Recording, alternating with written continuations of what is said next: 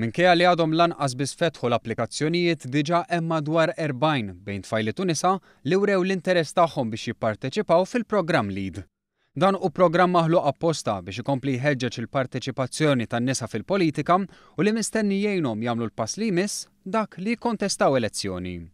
Apparti it-tnedija tal-midja soċjali tal-programm, illum it-tellet sessjoni ta' mistoqsija u tweġiba bil-parteċipazzjoni tal-membru parlamentari Ewropew Mirjam Dalli u l-avukat Deborah Xkembri.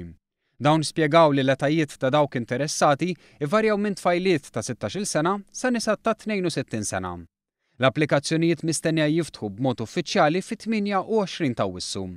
Iżda l-ewwel nett, x'kien dak li wassal biex jingħata bidu għal dan il-programm ambizzjuż? Wara li għaddiet l-aħħar elezzjoni ġenerali, waħda mill-iktar affarijiet li forsi kienet ta' diżappunt għal ħafna minna kien l-ammont żgħir ta' nisa li se jkunu qegħdin jirrappreżentawna fil-Parlament Nazzjonali. U dik se tkun lan ta' din l-inizjattiva li jisimha LEAD biex nattiraw tfajliet u nisa minn 16 il-sena l-fuq li huma interessati jikkontribwixxu għal Partit Laburista u li huma interessati jikkontribwixxu għal pajjiż kollu kemmu permezz tal-involviment tagħhom fil-politika.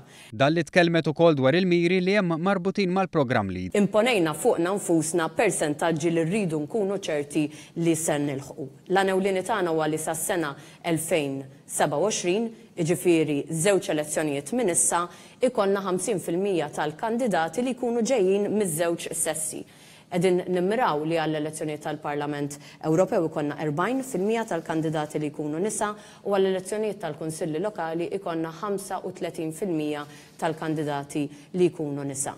Imbagħad fl-elezzjoni ġenerali li jmiss dik tas-sena 2022 qegħdin nimmiraw għal 35% tal-kandidati li jkunu nisa u fl-elezzjonijiet ta' wara tas-sena 2024 irridu li jkollna 50% tal-kandidati nisa għall-elezzjonijiet tal-Parlament Ewropew u 40% tal-kandidati nisa għall-elezzjonijiet tal-Kunsilli Lokali. U fiex se jikkonsisti dan il-programm? Se jkollna dik li tissejjaħ il-parti tal-mentoring fejn l-applikanti ikollhom proċess ta' mentoring ma' persuni li huma diġà involuti fil-politika li għandhom esperjenza fil-politika u li jistgħu jiggwidaw l-applikanti li jkunu daħlu għal dan il-programm. Se nkunu qegħdin norganizzaw dak li qegħdin insejħulu Development Program li ikonna persuni li jkunu qegħdin jiggwidaw lill-applikanti biex jitħarġu f'aktar dettall u jidħlu wkoll b'aktar entużjażmu għal affarijiet bħal huma door to door, laqat mal-kostitwenti,